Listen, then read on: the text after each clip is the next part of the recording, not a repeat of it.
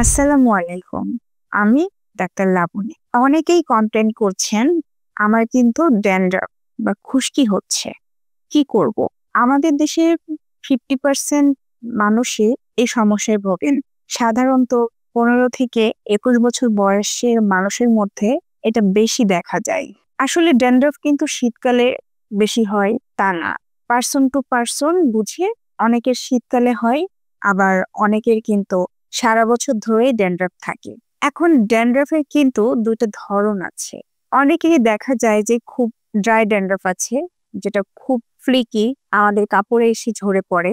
আর একটা ড্যান্ড্রাফ আছে যেটা হলো স্কাল্পের সাথে লেগে থাকে ড্যান্ড্রাফ, এবং মাথা চুলকায়।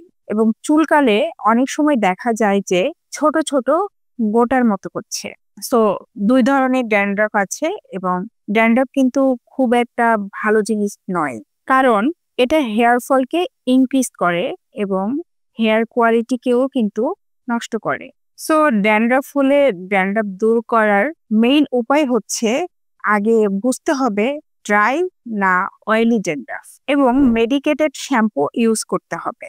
বিভিন্ন ধরনের শ্যাম্পু আছে, কেটাকোনাজেল আছে, আরো বিভিন্ন ধরনের শ্যাম্পু আছে। কিন্তু আপনাকে কোনটা স্যুট করবে সেটা জানতে হলে কিন্তু ডক্টরের কাছে যেতে হবে।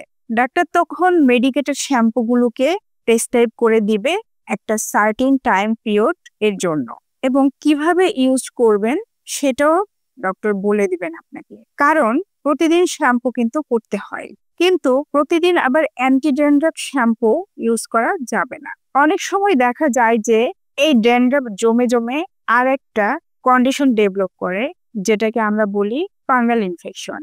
সো সেটাকেও ডক্টর অনেক সময় এক্সক্লুড করে থাকে। সো ড্যান্ড্রাফ হলে চিন্তার কিছু নেই, ড্যান্ড্রাফের ধরনটা বুঝতে হবে, বুঝে মেডিকেটেড শ্যাম্পু ইউজ করতে হবে। আর একটা যেটা দেখা যায় যে অ্যান্টি ড্যান্ড্রাফ শ্যাম্পু যেহেতু একটু স্ট্রঙ্গার বেসড শ্যাম্পু, সেই জন্য চুলের রুক্ষতা চলে আসে, চুলগুলো খুব খসখসে হয়ে যায়। আবার অনেকে কমপ্লেন করে যে আমাদের হেয়ারের এন্ড গুলো কিন্তু ভেঙে যাচ্ছে। সেক্ষেত্রে চুলকে ভালোভাবে কন্ডিশন করতে হবে। একটা টিপস অনেকেই জানতে চাই যে এটা করা সম্ভব কিনা, সেটা হচ্ছে আমরা কি একটু লেবু ঘষবো, একটু তেল দিব কিনা। এখন লেবু তেল কম্বিনেশনটা কিন্তু খুব একটা খারাপ না, কারণ যে কোনো চুলের তেলে আছে প্রোটিন বেস, আর লেবুর রসটা হচ্ছে citric acid base. Citric acid base will have a keratolytic action, যেটা অনেক সময় ড্যান্ড্রাফ গুলোকে স্কাল্প থেকে সরিয়ে আনতে খুব সাহায্য করে। আর চুলে আমরা যে তেলগুলো ব্যবহার করি সেটা যেহেতু প্রোটিন বেস, এটা হেয়ার গ্রোথকে ইনক্রিজ করে। সো সেই ক্ষেত্রে আপনি নারিকেল তেল বা ভিটামিনস ব্যবহার করতে পারেন, বা একসাথে করেও ব্যবহার করতে পারেন। কিন্তু সারা রাত বা 24 ঘন্টা রেখে দিবেন না। গোসলের অ্যাটলিস্ট 10 মিনিট আগে মাসাজ করে রেখে তারপর ধুয়ে ফেলবেন। সো ড্যান্ড্রাফ হলে দুশ্চিন্তার কোনো কারণ নেই। দেখা হবে খুব শীঘ্রই আবার কোনো নতুন টিপস নিয়ে। ততদিন পর্যন্ত ভালো থাকবেন, সুস্থ থাকবেন। আল্লাহ হাফেজ।